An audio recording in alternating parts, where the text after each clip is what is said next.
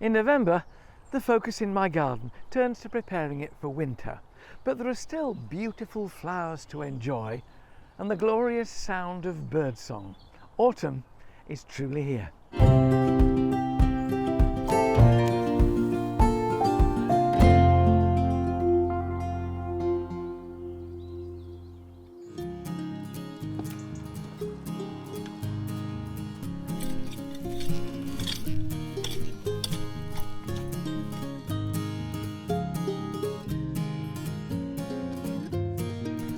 Autumn is a brilliant time for preparing bare earth for what it's going to accommodate the following year. Whether you're making a flower bed or a border or attending to your veg patch in your kitchen garden, this is the time to get the soil in good heart so that when spring comes, plants will really thrive. Now on the veg patch, we used to dig to the depth of 2 spade blades, double digging. Gosh, it was hard. We don't do that anymore. We do surface cultivations. If you're bringing a plot under cultivation for the first time or digging a brand new border, then yes, dig to the depth of 1 spade blade and work in plenty of organic matter.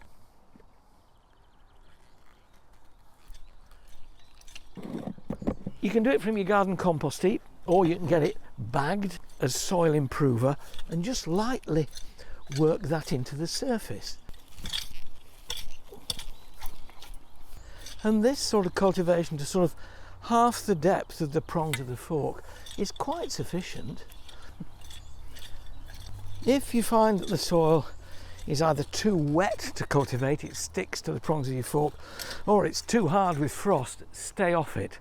It's not the end of the world if you don't do this now. If you do it over the hump of winter, if you like, sort of February, March, it can wait. But the thing about gardening is, if you've got a bit of time now, do it. And it's a job that you've banked, it's already done, rather than thinking, oh, I'll get round to it one day. Also a very good exercise.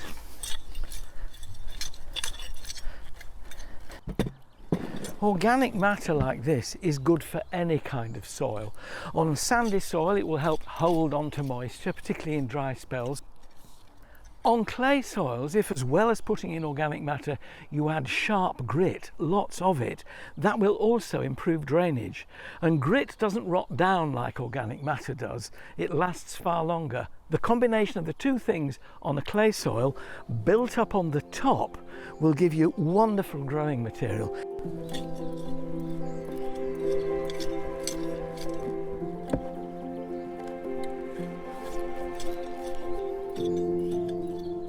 And at this time of year, that's the only cultivation you need. It can stay like that right the way through the winter, pulling off or hoeing off the odd weed that might still come through.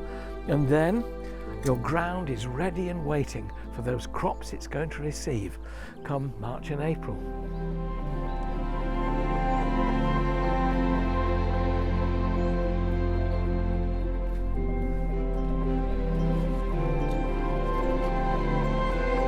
Certain plants need to be brought into the warmth for winter. Frosts will kill them. Things like citrus fruits, oranges, lemons. Bring them into your greenhouse or into a brightly lit room to make sure they survive the winter. Another tender plant that's popular these days is the olive. It's probably a good idea to steer clear of olive trees nowadays because of a disease called xylella.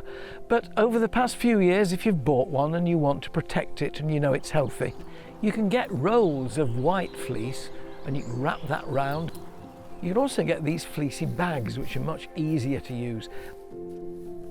Fit the bag over the plant and pull the drawstring at the bottom tight just to insulate it that little bit more.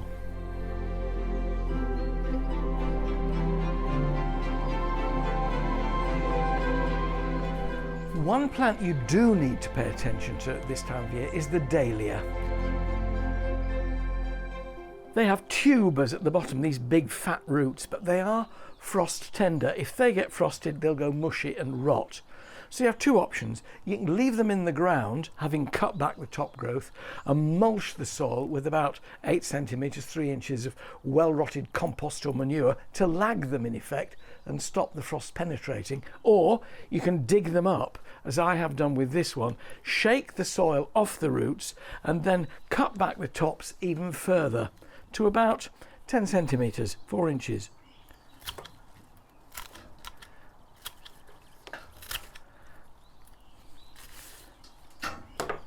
And as soon as they've dried, I stick them under the potting bench and I leave them under there just like that, right the way through into March, when I take them out from underneath the bench, start them into growth again and keep them either as plants or take cuttings from them. And that way, because I've kept them frost free, they're guaranteed to survive.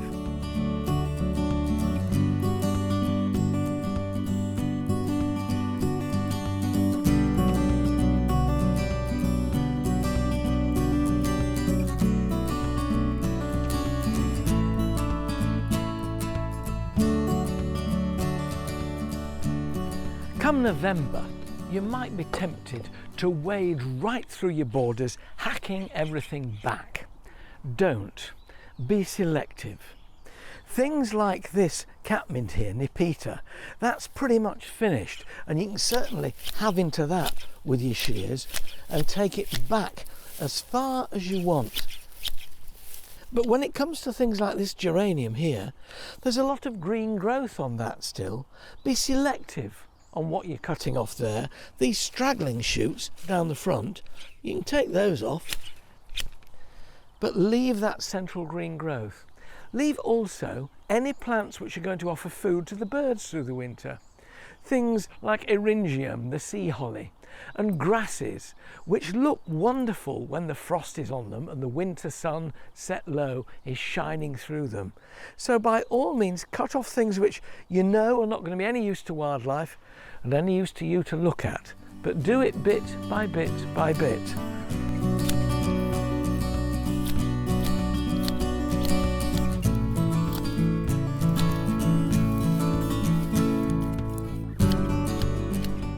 So I'm being quite dramatic with this catmint, but as well as just tidying up the garden, what it's doing is stopping this material here, which if I'd left it on, it's got a hairy leaved plant, would have started to rot and just go down and make a soggy, gungy mess as we approach winter.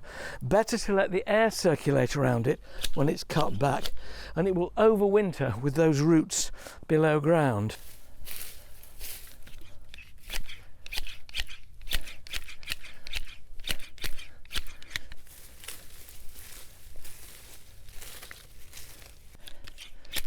So, as a general rule of thumb, if a plant is dying back and looking brown, you can cut it off almost to ground level. If it's green and still growing, leave it. It'll feed the roots by sending the nutrition down. And you're robbing it of doing that if you take off good green growing foliage.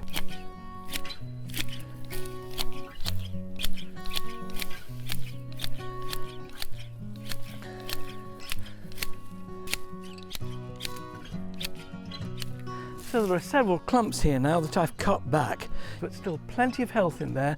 Nothing has died out. They've not got to the stage yet where the centre has died, so they need to be dug up, divided and replanted. These are still healthy plants and they'll go through the winter happily like that. So here you have before and after.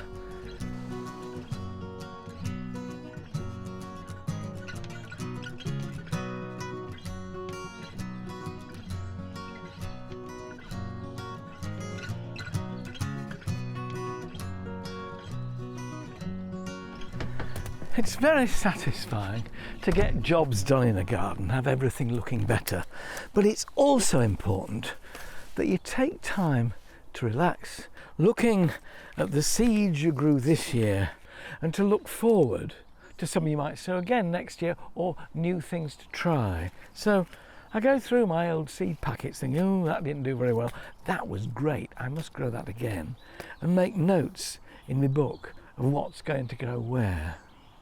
And there's nothing like anticipation of what's to come for cheering you up. Sweet peas were great up the obelisks. I had to water them a lot to keep them going through the really hot weather, and kept picking them so new flowers were produced. Cosmos this year, wow, they were amazing. So I definitely like those, especially the candy stripe ones. They did really well.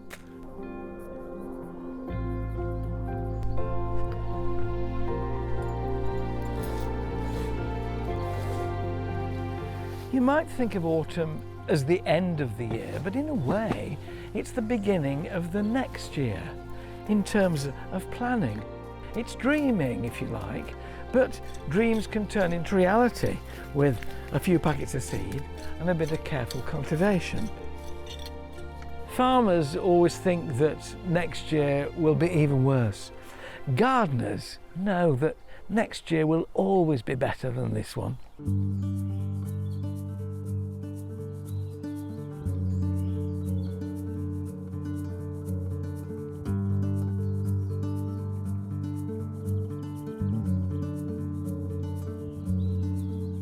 I love the sound of birdsong, and now is a great time to make your garden into a place they can really enjoy.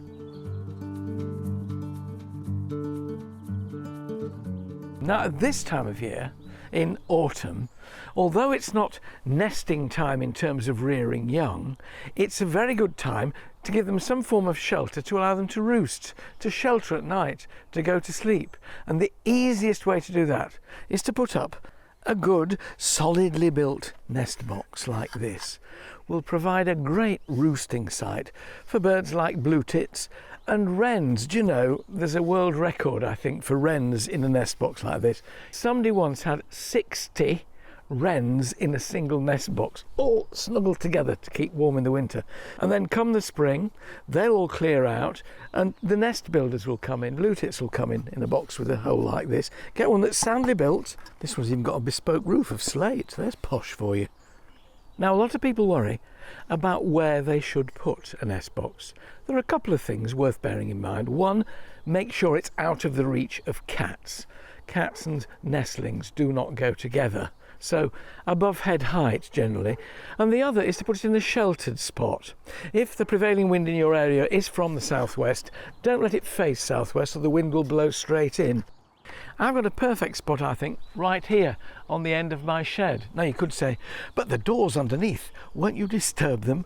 Well, during the winter in particular, when they're in there for roosting, I don't go in and out of it very much.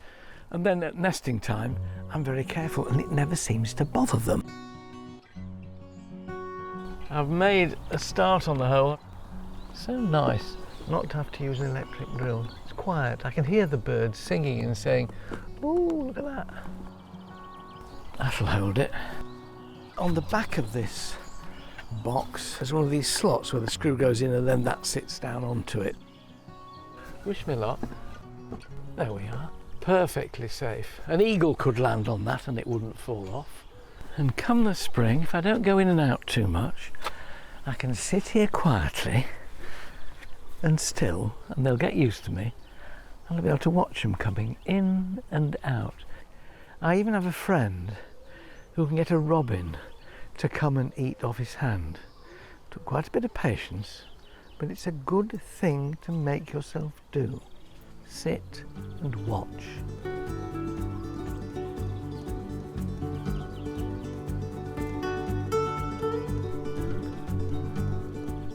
You really can make a difference to the livelihood of your birds by hanging feeders up in autumn and winter. Because of the diminishing supplies of natural food, anything you can do to improve the diet of birds in winter is really worthwhile. Robins, and blue tits in particular, love balls of fat or lard you can get in a special container. The classic feeder for garden birds, of course, is the bird table. The problem is that grey squirrels come and predate the stuff before the birds can get it. So I cut 4 pieces of sturdy wire mesh. 3 of them are fixed, but one has these movable clips that allow me to put the feed in and then put it back when I've done so.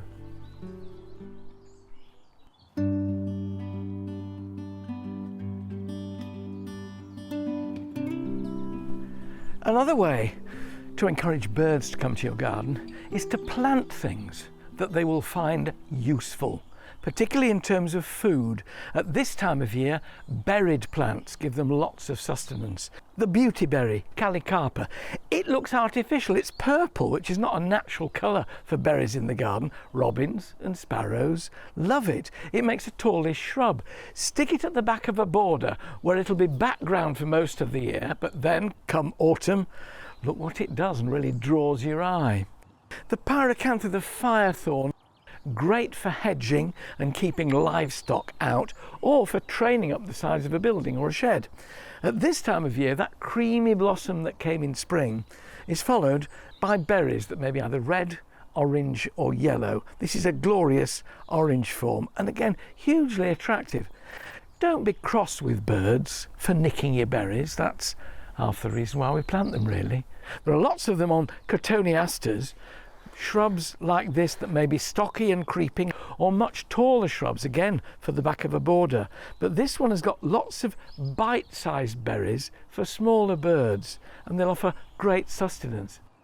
So too will roses, not your hybrid teas and floribundas, but the ones that produce hips. These bright red fruits here are loved by birds when they start to go soft. Blackbirds really tuck into them, as they do with hawthorn berries, haws, a rounder berry, but really deep crimson. Wonderful on the plant, but also wonderful attractants for birds. As well as food, birds will appreciate shelter, which is where thorny shrubs like berberis, which also produces fruit, come into play. A double whammy comes from the holly. It forms a thicket of thorny leaves which helps to repel predators, but it also, in the female forms, provides berries, so it gives food as well as shelter. Trees not only bring height to a garden, but they also provide nesting sites and feeding stations for birds. Cherries flower earlier in the year, in summer, and as anybody who's grown a cherry tree knows, birds love the fruits. The secret is to get there before they do. I know, it's a pain, isn't it? But we can let them have a good go at crab apples, like golden hornet, a gloriously decorative tree, not too big for a modest-sized garden. Again, you can use the berries yourself for crabapple jelly. My mum used to do it, hanging at the top of the cellar steps. Do not touch that muslin bag because you'll make it go cloudy. So if you want to make crabapple jelly, do it quickly and leave the rest for the birds, as these fruits get softer and softer, so the birds will come in and enjoy them. So shelter and food, very important. But birds get thirsty too.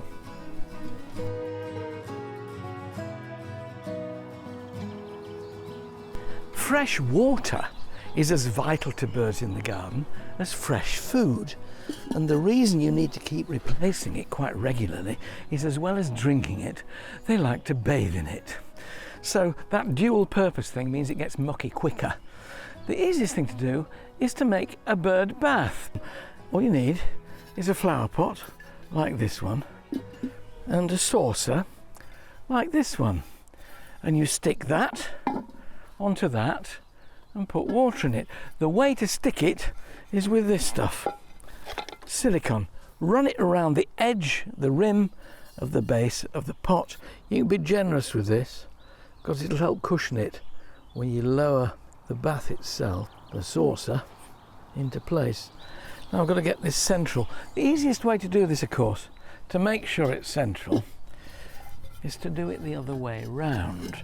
If I'd have put that on the top, I'd have had to fiddle it. I can see here where the centre is because it's got this ring. And then in it goes like that. It is now central, and I can turn it up the right way, knowing that I don't have to fiddle with where it's sitting. And then a few pebbles for the tiny birds so they can perch and drink. Then fill it up. You can do it right the way, almost up to the rim. When they come and bathe, they'll splash it out anyway. And you can see it's a simple job. Every day when it starts to look a bit mucky, just tip it out, put the pebbles back and fill it up again. There we are, a flower pot and a saucer. The fraction of a price of a manufactured bird bath. I'm rather pleased with that. I think it looks rather splendid. You know, at the end of the day, you feel really quite chuffed with yourself that you've done your bit for the bird life right the way through the winter.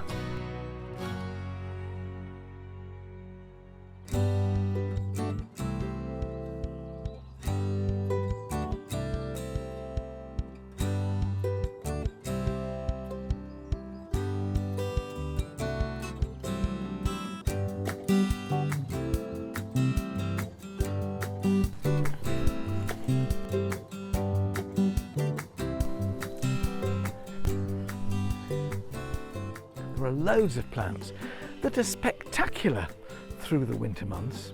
Here are 5 of my absolute favourites. At number 5, the winter flowering heather.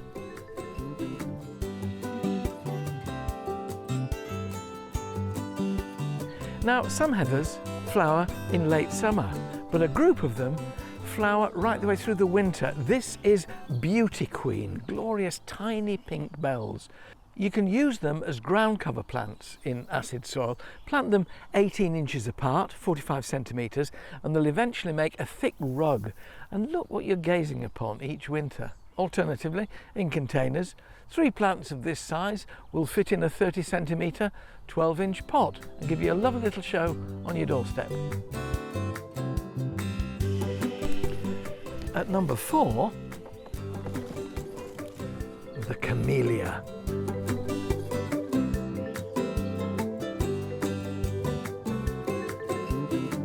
Now, like most heathers, camellias like acid soil. They don't like chalk or limestone. So again, if you want to grow one and you're growing on chalk, grow it in a tub of ericaceous lime-free compost and give it plenty of feeds. Then you get this lustrous dark green foliage that really shines. And then, in either winter or early spring, you get this glorious show of flowers. Now this is a variety of Camellia sasanqua, and the thing about Camellia sasanqua is that it's fragrant. You can see the open flowers here with this central boss of golden stamens, but these big fat buds you can see, they're all going to be flowers.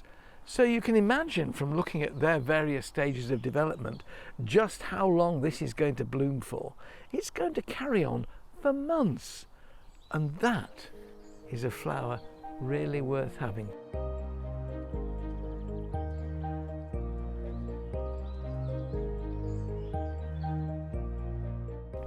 There are 2 plants that give me particular pleasure in my garden during the winter, and the first is the firethorn, Pyracantha.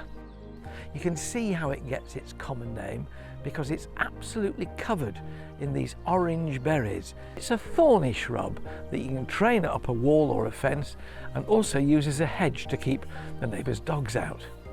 Then there's the Japanese maple, Acer palmatum sango kaku. Its stems are always described as coral red, but for me they're almost vibrant, shocking pink, and they will stay like that right the way through the colder weather. At number 3, the winter flowering pansy.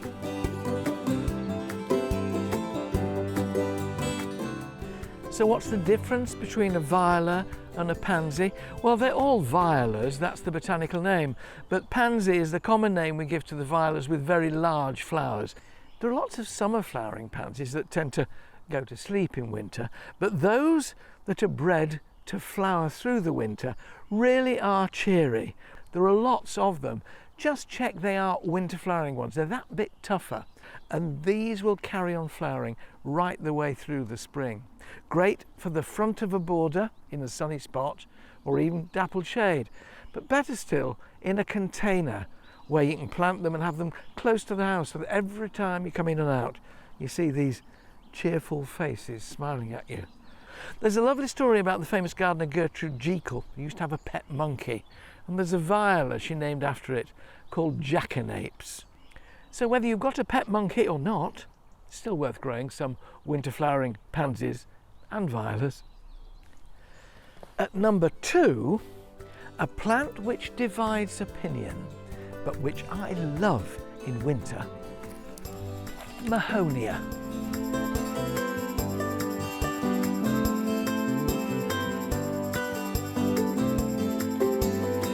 This is a variety called Winter Sun, and as you can see, it's quite tall and angular, but out of the top comes this fountain of flowers. If you examine them closely, each one is almost like a tiny daffodil flower. Loads of them, and this one is very aptly named. This is Mahonia Winter Sun, and it really does gleam when the sun shines on those glorious flowers. The disadvantage is that it is very spiky, and that's why I say grow it at the back of a border so you don't have to come into contact with it with your hands. As long as you don't have to touch it, this is a fab plant. It's statuesque. It offers architecture in the winter garden because it's evergreen and it's got this spiky, upright attitude to it. When it starts to get too tall, when the flowers are finished in spring, take your secateurs or your loppers to it and cut it back quite dramatically just above one of these lower leaves. It will sprout and branch and turn into a much more shapely shrub. And if you dare to get your nose anywhere close, you'll detect a scent as well, especially on a warm sunny day. Before I reveal what's at number 1, 3 others that I didn't really want to leave out, so I'm going to sneak them in. One is Viburnum tinus, a great hedger for winter flowers. It can get quite tall, at which point in spring particularly you can cut it back and it will bush out even more. It's also good in a large pot or a tub on your patio or your terrace. Next one. This is Skimmia rubella, and you can see these tiny buds here are wonderful, warm, rosy red, and again evergreen leaves. And when the flowers open, they're white, but they're actually more exciting when they're in bud. And the third one, had to include the cyclamen. Now you see these large flowered forms in window boxes in London where the city heat keeps the temperature up. Out in the shires, when the frosts come, these large flowered ones get killed off. Stick with the tiny, hardy ones for lovely spots under trees and shrubs. All of these are beautiful in the garden or on the windowsill. So what's my number 1? It's this, the ornamental kale. Where have you seen a brighter rosette, a more beautiful specimen of plant life? Oh, I'm joking. I couldn't wish that on you. I know some people like them, and I hate to be unkind to any plant, but it's a bit of a weirdo, isn't it, really, ornamental kale? Plant it if you like it, just don't bring it anywhere near my garden. All right, so my real number 1 that you must love more than winter kale is this. The hellebore.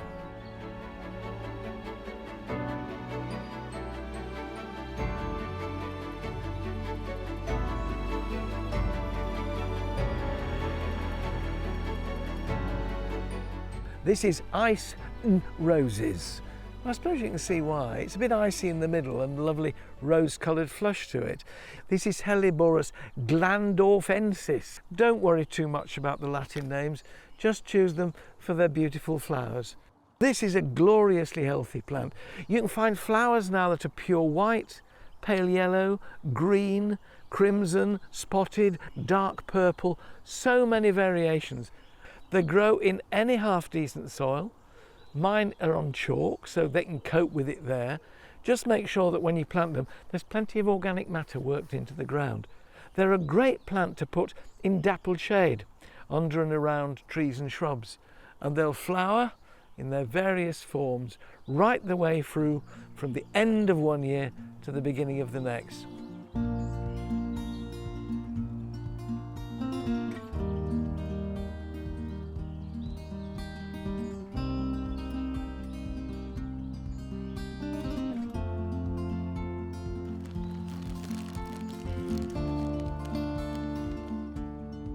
I make no apology for saying that tulips are my favourite spring flowering bulbs. They come in a wide range of colours and they look good in any garden. I'm going to plant a contemporary container first, something that is really quite sleek and chic, and then something just a little bit more out there. But if you're not a fan of tulips, I'll show you some other options later on, one of which will flower well before these do.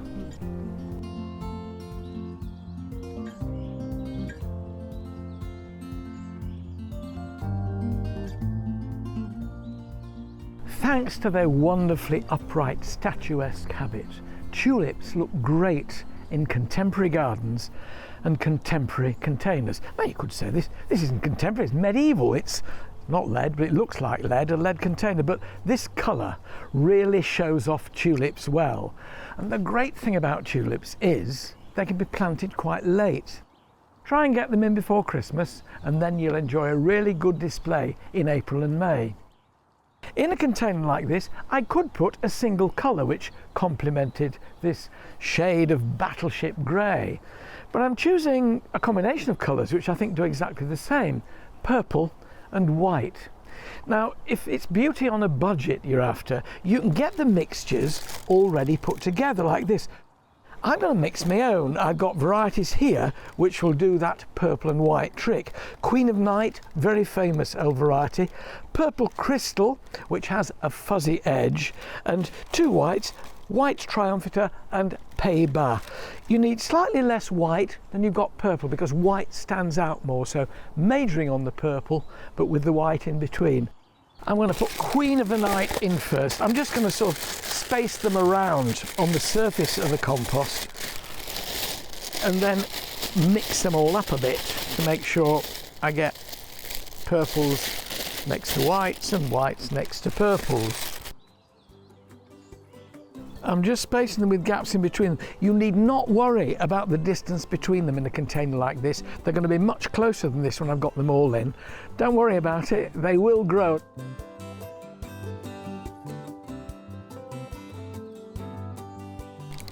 Pointy end upwards, all going in. Why purple and white? I think it's a really attractive, sleek combination. The two colours work really well, and they will work well with this grey container. Now, normally when we plant bulbs out in the garden, we do them in really quite deep holes because we're hoping they'll come up every year. When you're planting in a container, which is just one season only, you can plant them much more shallowly. Use your two fingers to act like a trowel, and if you get them 2 fingers deep and push them down, compost over the top, that's plenty deep enough so they disappear from view. They've probably got about an inch, a couple of centimetres over the top of them when they're planted. That'll be enough. There's something supremely elegant about a tulip. In a sheltered spot, the taller ones are really good and elegant. If they're in an exposed spot, they can get blown over a bit, so the shorter varieties are really quite good there.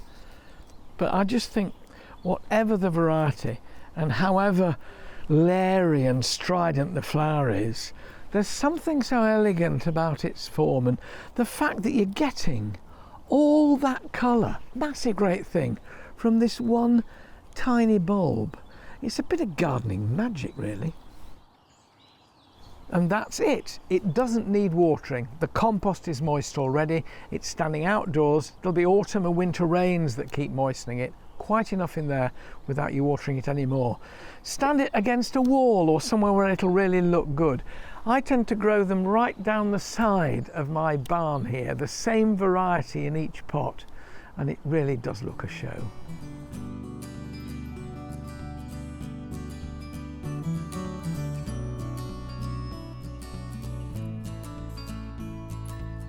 Not all my plantings are subtly tasteful.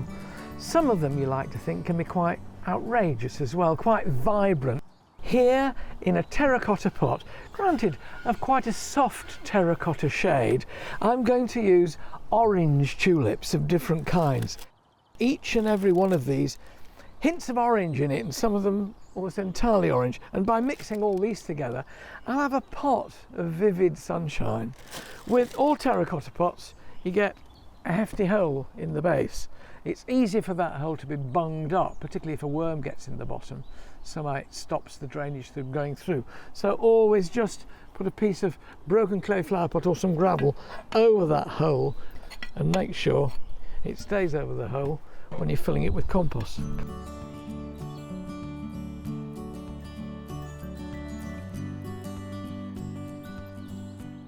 Open your packets and plant away once more, mixing them all up on the surface of the compost.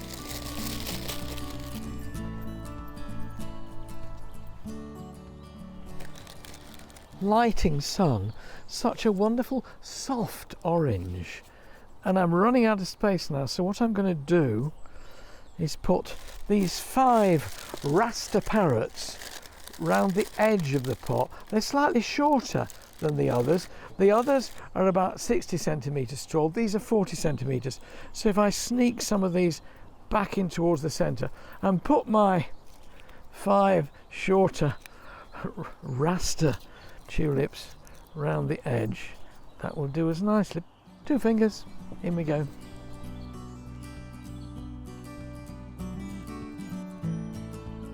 Nature will do the rest. Water from the heavens, outside, no bother. About there, come April, May, there go the geese. I've just done my tulips.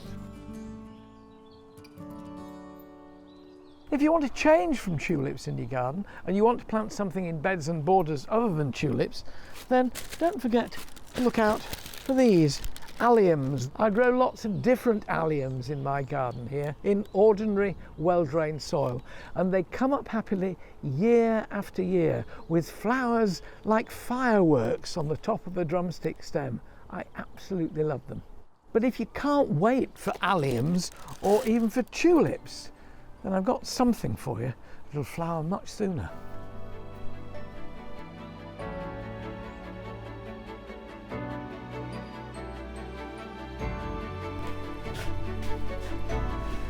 You can get indoor flowers in winter from bulbs if you choose hyacinths. The lovely thing about these is, apart from their early flowering capability, they also have the most glorious scents. You can find these flowers in rosy pink like these, or blue or pale pink. The important thing to do is to plant all the same colour in one container. If you mix them up, they tend to flower at slightly different times, and then the impact isn't quite so good. So when you open the pack here, you'll find the bulbs are much larger than a tulip, and also they're already beginning to grow. The thing to check about bulbs is that they're firm when you buy them, and I can fit into there, I reckon, 7 or 8.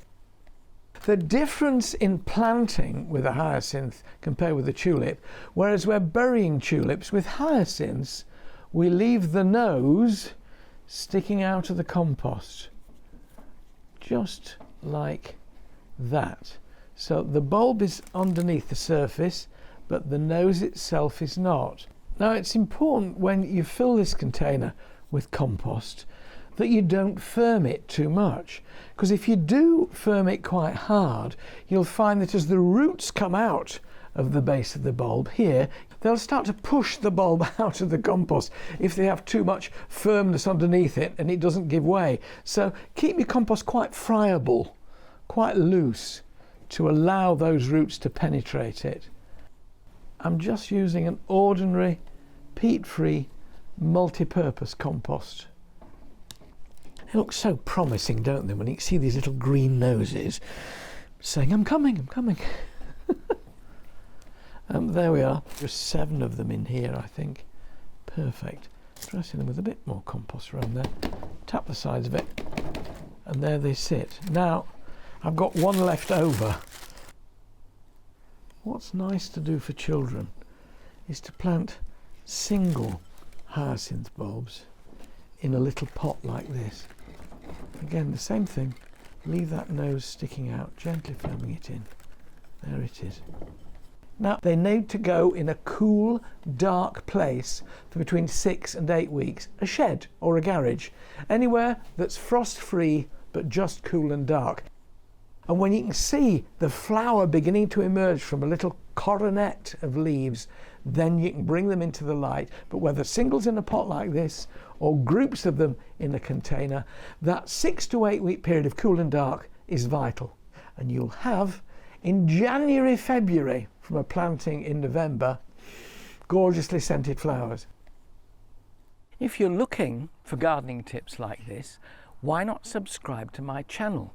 You'll find ways of improving your garden, whatever its size, every week.